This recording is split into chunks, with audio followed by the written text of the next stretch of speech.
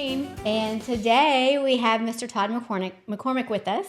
He is the owner of Life at Full Frame. He's a photographer and also a traveler. Welcome, Todd. Hi, thank you for having me. Hi, thanks for coming on. I'm glad We have to so be many here. questions. Where should we start? Well, go ahead, Christine. Okay, so tell us how you started. Where did you come from? Where did I come from? Okay, so I know this is a short episode. I was born in Charleston, West Virginia, in Appalachia. In the summers, I would run away.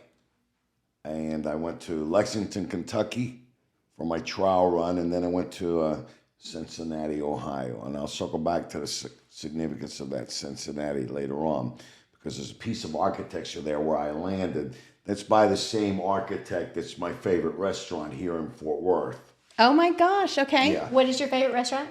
Osteria 61. Oh, yeah. Yes. We just went there not too I long ago. know. We love Adam. The building in Cincinnati that I actually slept outside of there when I ran away as a child. And I marveled the magnificent lines of this building. And I later learned that it was designed by a group, Skidmore, Owens and Merrill, an architectural concern that develops all around the world. And they, the Four Seasons in New York was one of my drink spots. That's home of the Power, Lunch, what have you. That's an SOM building. That's the short abbreviation for Skidmore, Owens and Merrill. And I was looking for something while here, and I stumbled across this osteria. And as I walked in, it felt familiar. Mm-hmm. Just the long lines, the majestic windows, what have you, let alone the food, the service, and the staff, all impeccable.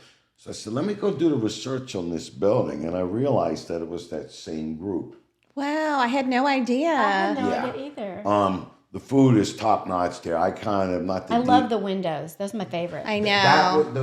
That is indicative of the 60s and 70s architecture, long sweeping lines and glass, just majestic but not overly substantive. It's not like walking into something where you're getting mugged with cherubs and filigree.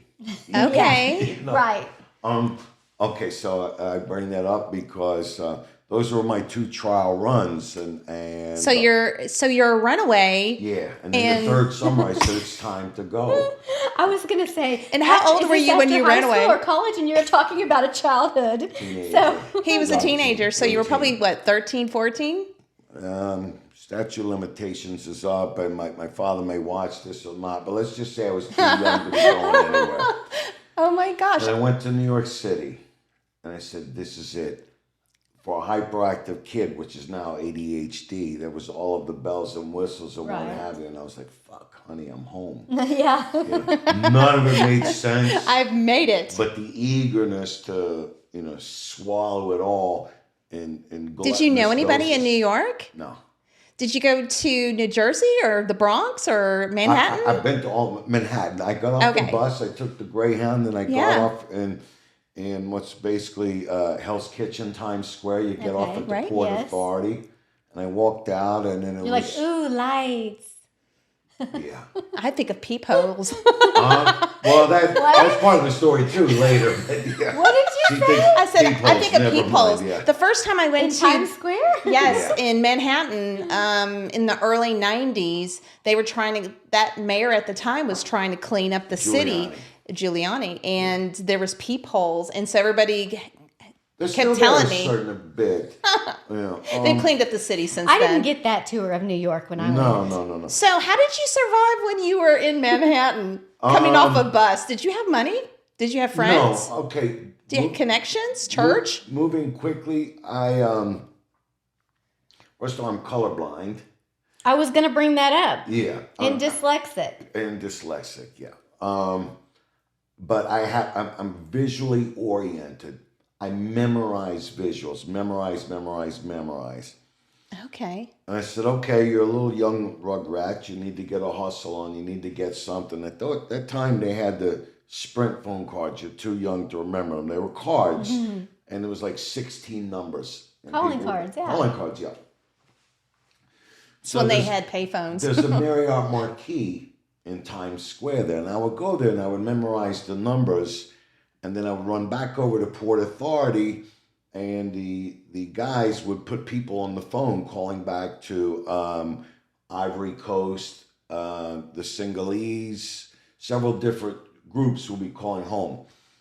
And they would put the people on for $10 on a call. Well, I would put the people on for $8. Now, I would memorize the number. I would watch some jacket and tie guy calling his wife back in Connecticut, and I would memorize it. And the guy saw me one time, and he's putting the people on.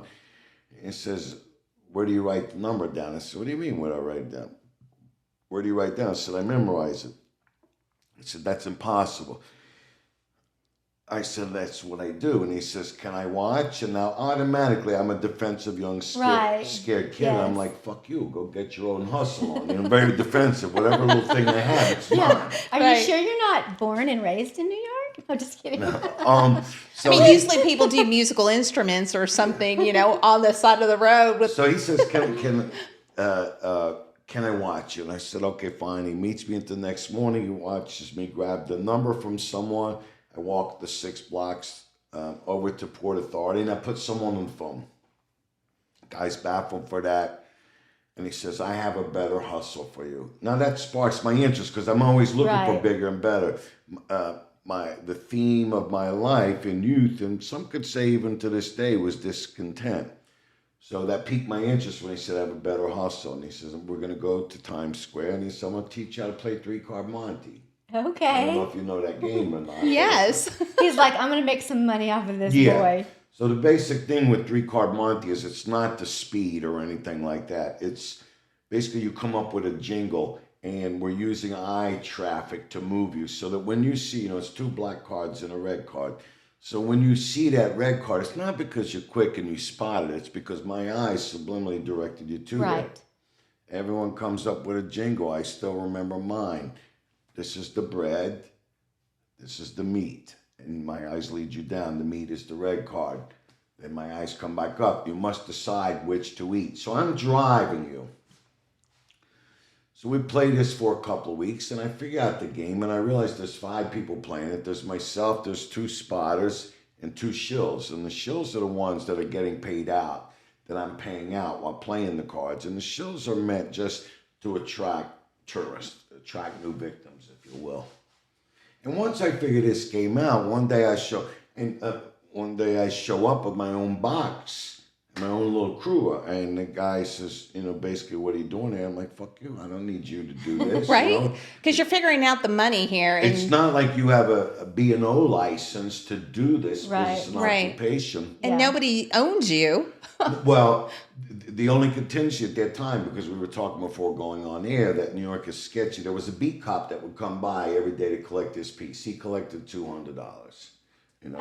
Just so y'all could keep doing it. Not to kick over your So box. at this time, then, where were you living? Were you living off the streets? Under the 59th Street Bridge. Okay. Yeah, they're again fascinated by lines. This majesty of this bridge and the city, and Sutton Place was not too far away from there.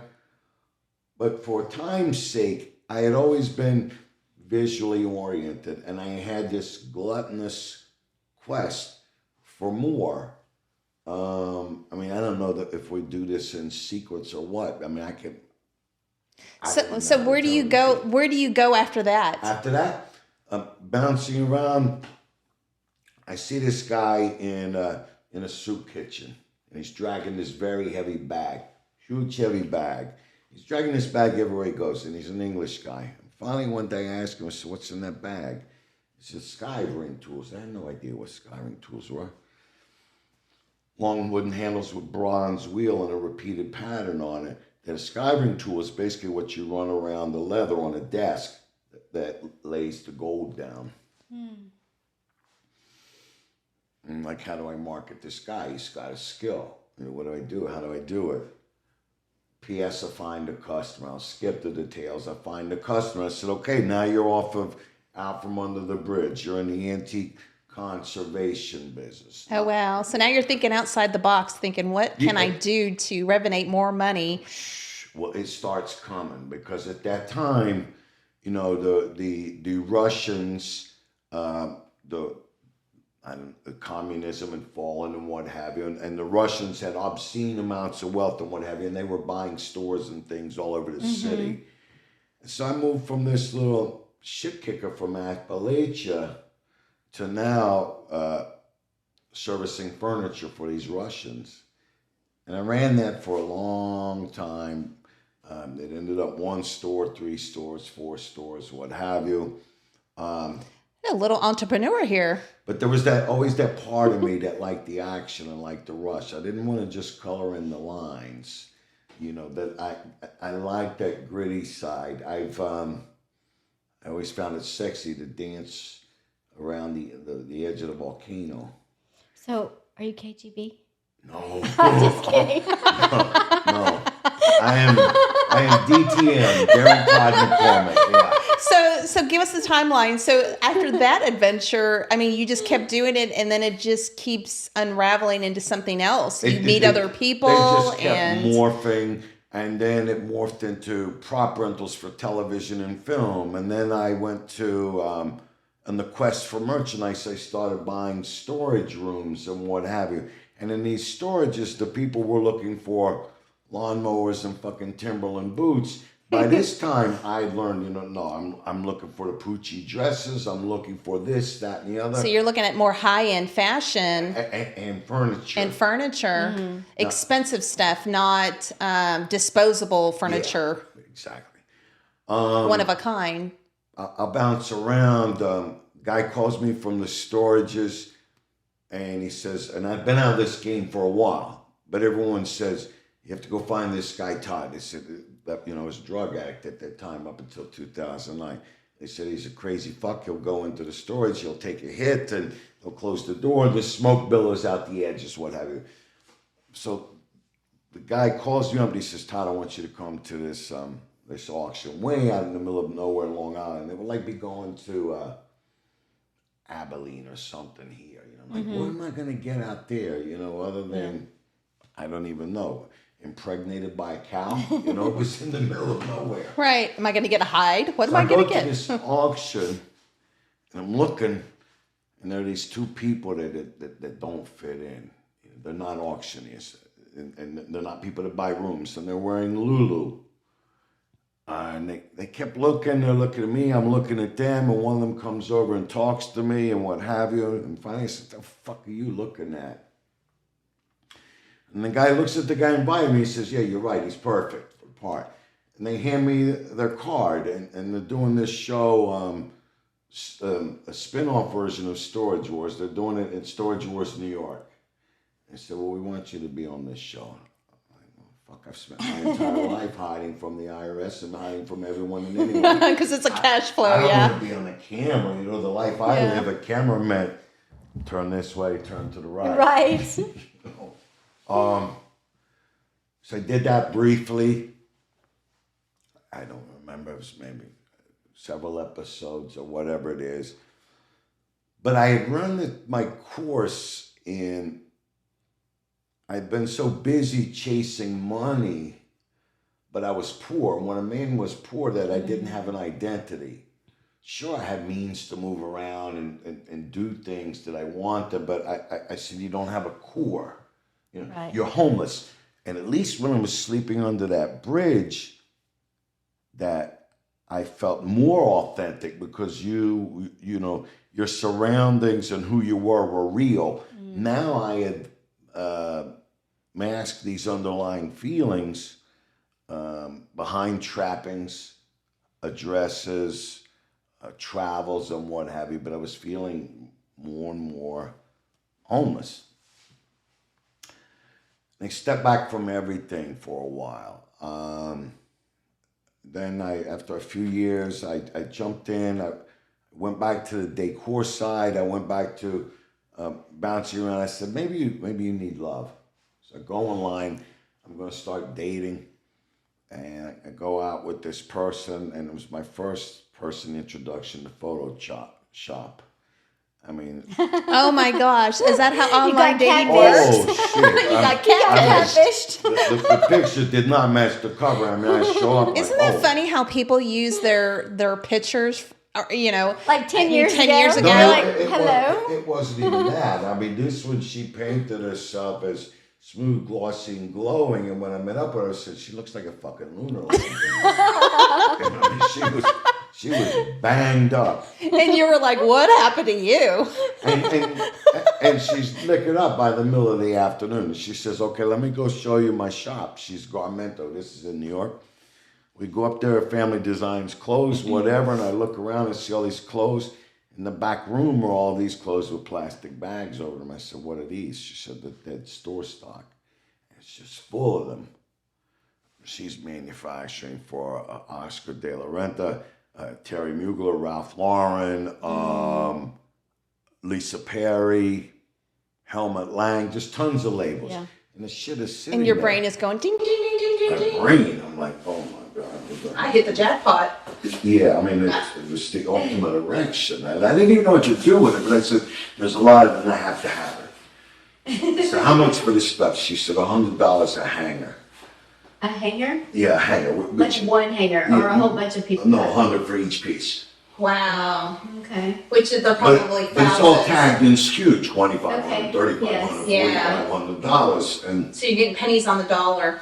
so I said, okay, I'll take 100 pieces. I'll pay you for the first 50. And then, I want terms in 30 days. I'll pay for the rest. I said, where do you get rid of this shit? So you look at real estate. A couple goes, not to be sexist, a couple goes, looks at the house. The wife walks around, is this a good school system? Can I raise my kids here? Is there enough closet space? Whatever criteria she needs. Is the kitchen functional? That's it. Right? The husband walks around and he thinks he's Mr. Fix-It and Mr. Home repairman. Meanwhile, he's a goddamn accountant. He doesn't know shit, but it's the male instinct to want to tinker. So what happens during that time while he's roaming there? She's left like this. I said, I got it. You partner up with a realtor in an open house. You supply the food and the alcohol, and you bring in settees so these women can sit in the lounge. You feed them, you get them inebriated. Once they're sitting there glowing, you start wheeling in the racks. Yep. Racks of clothes. Hey, do you want this? Hey, are you doing Not even. that? No, you don't have Going to. to it in a gala. Yeah, you don't even have to. No, you don't say anything. You just wheel it in. Good shit sells itself. You don't have to sell it. Oh, I love it. So you put it there, and the next thing you know, she's pulling pieces at $500 a piece. Now I'm charging $500 a hand. I'll bounce around the store. I did this for a while. Until one day I showed up at a particular house in Palm Beach, and I see this person walking in. I said, know this face. I don't know where I know this face. And all of a sudden I realized, because Oscar de la Renta just died, and this other individual taking over the company. Right. And I just saw it in Women's Wear magazine. And I realized that this is the new head of Oscar walking in, and I've got racks of his merch Oh, no. that I'm not supposed to have. I walked away from the merch. I walked down. I never revisited that side of the business again. Because what the part I didn't mention to you, that not only was I getting that merchandise, I was going to the cutters and asking them, like if at that time Ralph Lauren was cutting these chinchilla blankets with cashmere backing. I forget what they were, $18,000, $20,000, whatever. I would tell the guy he's cutting 20, cut 25, I give him $500 a piece for them. They're still tagged and skewed. So I sell the thing for $10,000, and I just paid a couple $100 for it. I said to myself, you cannot keep chasing this rush. Yes. Right. Okay, I'll just back up. Did you ever date the lady that you were giving?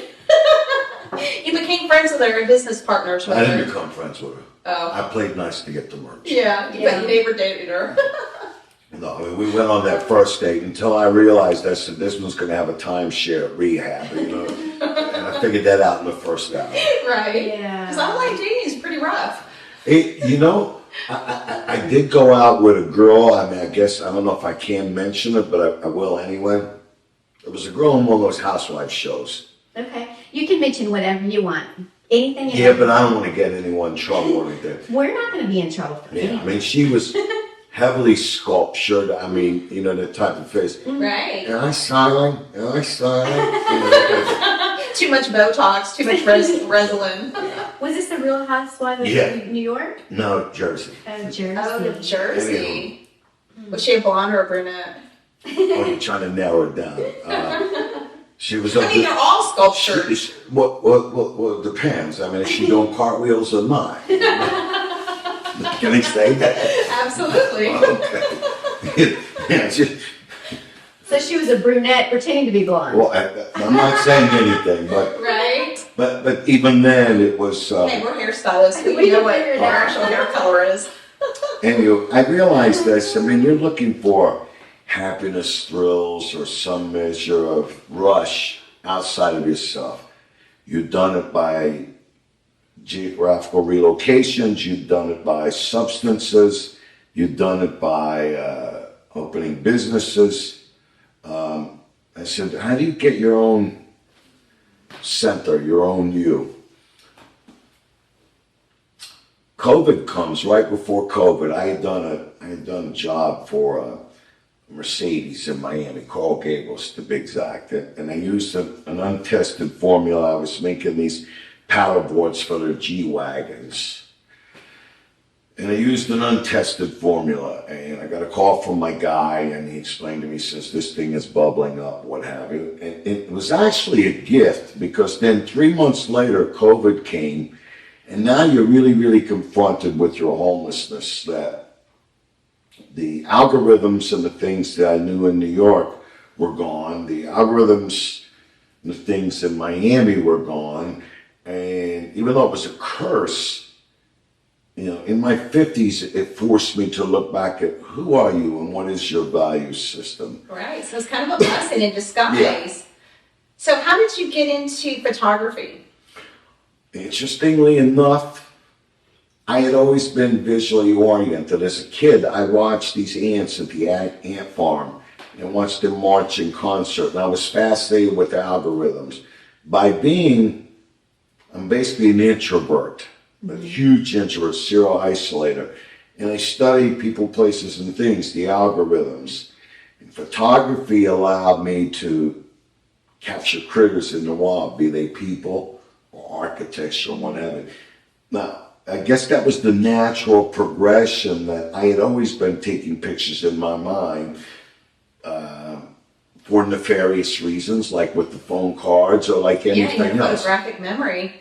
Yeah. At COVID, I started walking around with a phone, taking photos. A friend of mine gave me a camera. I walked with the camera, but I was intimidated by the camera, the dials and what have you. And I said, look, you can either play it safe and hide behind this phone, your comfort zone, or you can take a fucking leap of faith. There's no one here to judge you. The whole world's shut down. So I started with that camera, messing with it, learning with it, trial and error, and then I started buying different equipment. And the addict side of me, like I bought cinema cameras. I bought drones. I bought. You went all in on cameras. I still do the little Insta360s, just all kinds of toys, and just junky. So just playing with the different lenses. But I wasn't playing with them. I was just buying them, I buying see. everything, thinking I needed them. But I've started using my I said, you got to take this camera and make it your own. I don't know if that makes any sense. I said, stop buying the toys. You know, there's no shrine for them. You're not using them or anything, but you got to find your zone. Now, I shoot a lot of people on the street. Right. You've got like a naturalistic. But no one wants view. to buy that stuff. Not being a dick, but rich people do not want to be reminded there are poor people in the world. Right. That's true. Well, okay, so back to your being colorblind. Tell us how that affects your photography. It doesn't. It would be like asking a Jewish kid, do they miss Christmas? How could they offer something they don't know? You've always appreciated lines and things like that, and it's never even occurred to you that you can't see the color completely. No. Like I'll get up here for a second and I'll grab something and bring it back here if it's okay to show you. Sure. A place called Bal Harbor, Miami. Oh wow, look at all the tattoos. Bad bitch, cellulite, this, that, and the other, what have you. Now, no one really wants that in their house, but to me, I took that photograph because she's comfortable with who. To me, she is wealthy and she's rich because she's found herself and she's okay with herself. I mean, not only is she okay with herself at home or in the dark, she's okay being out in public display. Some may say that's not attractive or what have you, but I find her wealthy because she found herself. You know? Okay, now also I was reading on throughout your stuff, and you print on a very interesting kind of paper. You want to tell us about that? Hahnemühle. It's German paper. It's been around since 1552, 1562 or something like that.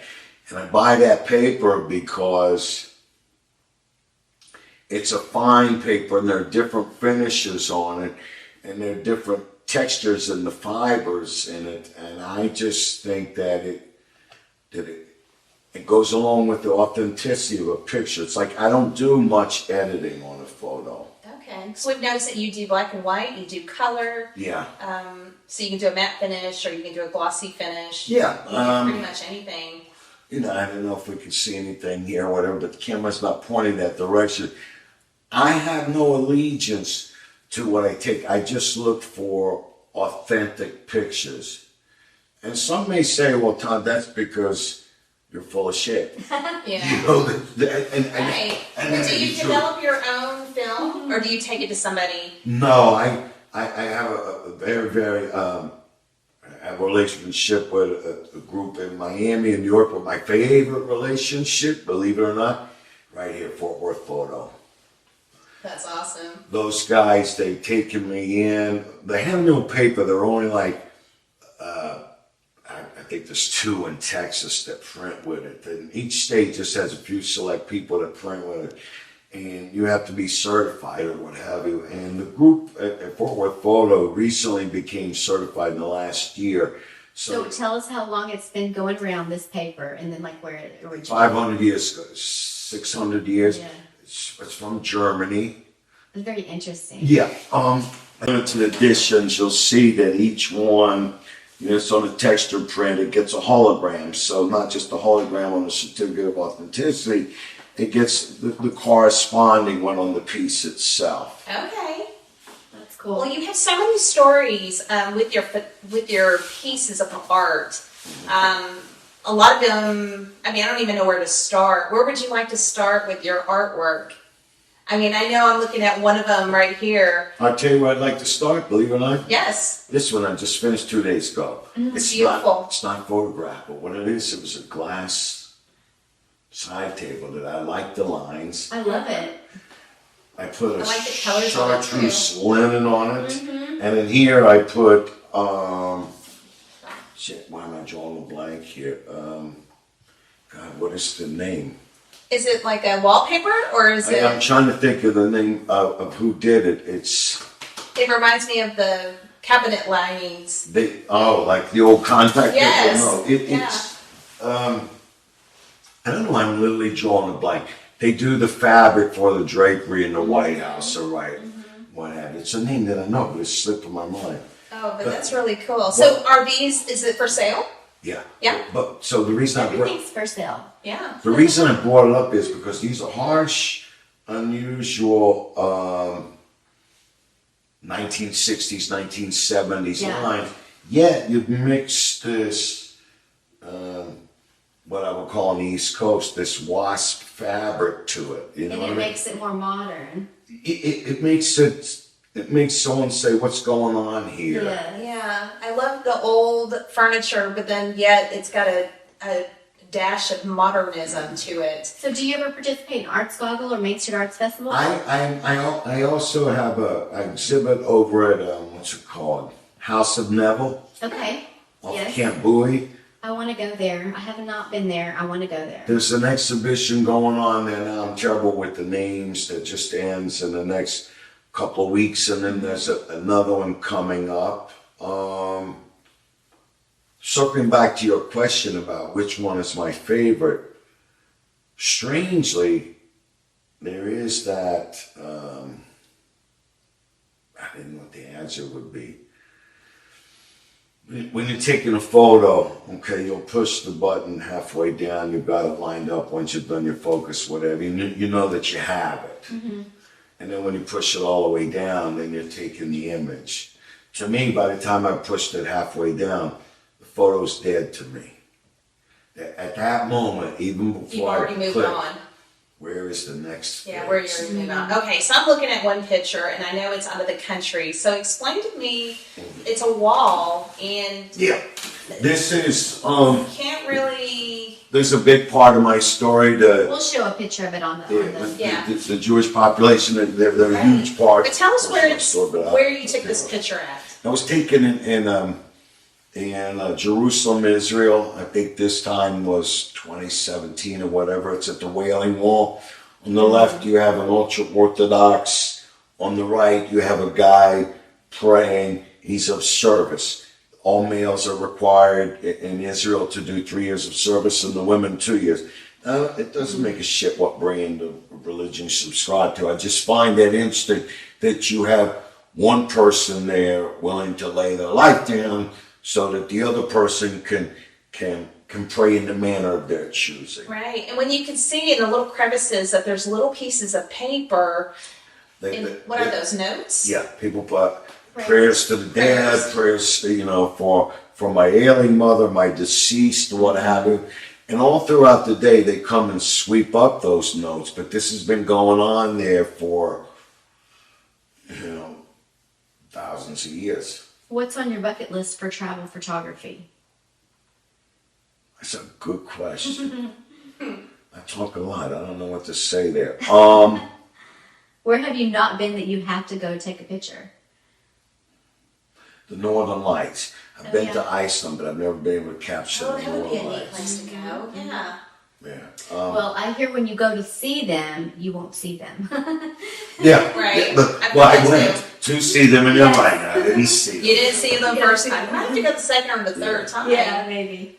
Well, how fascinating. Yeah. Lots of people go to see them and they don't see them. But then I guess if you're just there and it happens, you're like, it's there. Yeah. Yeah, you've been all over the world, and there's so many stories to all your pieces of art. So, did you understand when I asked about Arts Goggle and Main Street Arts Festival? Have you been to either one of those? The Main Street and Arts Goggle, both I've heard of. Okay, so you haven't been in town for those. No, I did tour one of them. I went to, I think it was the Main Street Festival. Yeah, that one's downtown. We went downtown. Yeah. And that one's a You really should big one. participate in both of those. Well, the time Maybe is not this year, but expired next on year. that. Yeah. But one of the Maybe next sponsors year. of one of the events I had here, this local chef, super nice guy, John Bonnell. Yes. He has a restaurant down there, Waters. And I went there for that and then walked around.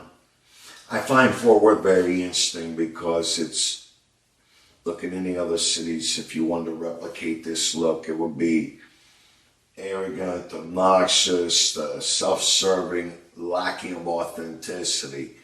Here, it's the only other place that I've ever been truly that's most like New York in that people will let you know right up front, hey, you're great, or hey, you suck. And one way or the other. You love our Southern hospitality. But no, I mean, I appreciate. Authenticity. Yeah, I want to know right up Yes. front here, not, Yeah. oh, so happy And you'll to make see you. 1,000 friends in a day, depending on who you talk to. But it's always, hi, how are you? Yeah. Yeah, that's what I love about Fort Worth. Fort Worth is just such a great city. It's a small city, but it's actually a big city. It's got the feel of a small city. One of the television guys that I was talking with you about, he was born and raised in Dallas, and he lives in Los Angeles now. He said, I'm going to tell you something no one from Dallas will ever admit. He said, if you want the fast-paced grind and wine, whatever, Dallas is it. But he said, if you want culture, art, and cuisine, Fort Worth. yeah. I'm so glad somebody from Dallas said that because, Right? you know, And It's he such a jokes, he difference said, I'll between never Dallas say it and on Fort they have a camera hard for time you. admitting it, yeah. Right. We all know here in Fort Worth, though. But we love Fort Worth. That's Yeah, why we we just, yeah. So- That's why we support so many people in Fort Yes. Worth. Even Even though you're really not from here, you travel a lot, but Yeah. you You love Fort Worth. And your establishment is here. I feel comfortable here. Yeah. Yeah. Okay, I well, love it. we're going to talk about products now, Christine, real quick. Okay. What'd you bring?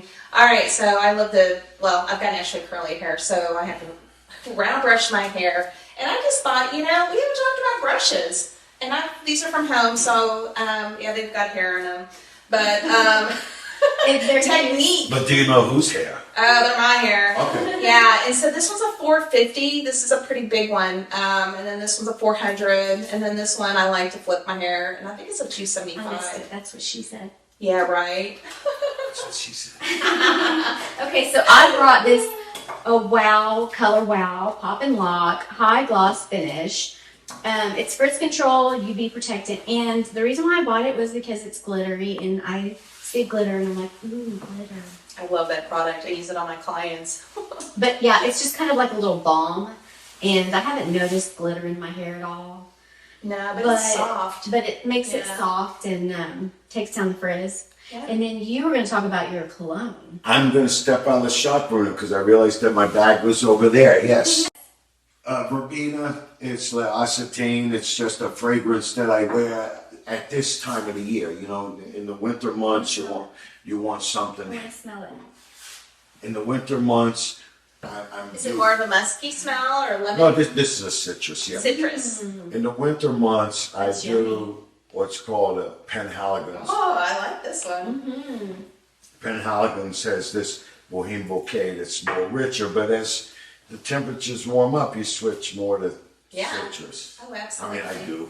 I love it. Okay, so I want you to tell everyone where they can find you on social media.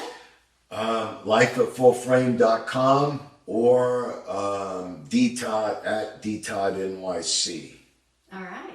Okay. Okay. Well, we so appreciate your stories, and we wish we could talk to you all day long. But I know. You're such an easy guy to talk to. You have I so feel many like I did all the stories. talking. I apologize. That's why we're here. We're wanting to know about you. Absolutely. Everybody knows about us. Well, I'm very happy to be Thank you, Todd, so a guest. And in closing, I appreciate you guys coming over here. I know you normally play host to these. Yes. At the Amber Room, yes. So for you to come to my little spot. Yeah. No, I just thought it would highlight your studio a little bit better, and viewers could see what you actually do for a living. Yeah. And it's We'll beautiful show art some of your pieces. pieces When you too. figure out what I do for a living, can you call me and let me know? Yes, because you think outside the box. He's still learning and growing. He's Still learning. still just a baby boy growing up and trying to figure out what he wants to do when he's grown up. Well, thank you so much, Todd. Thank Thank you, Todd. And I I'm appreciate it. Angela. I'm Christine. Thanks for watching Haircolor Confessional. Bye.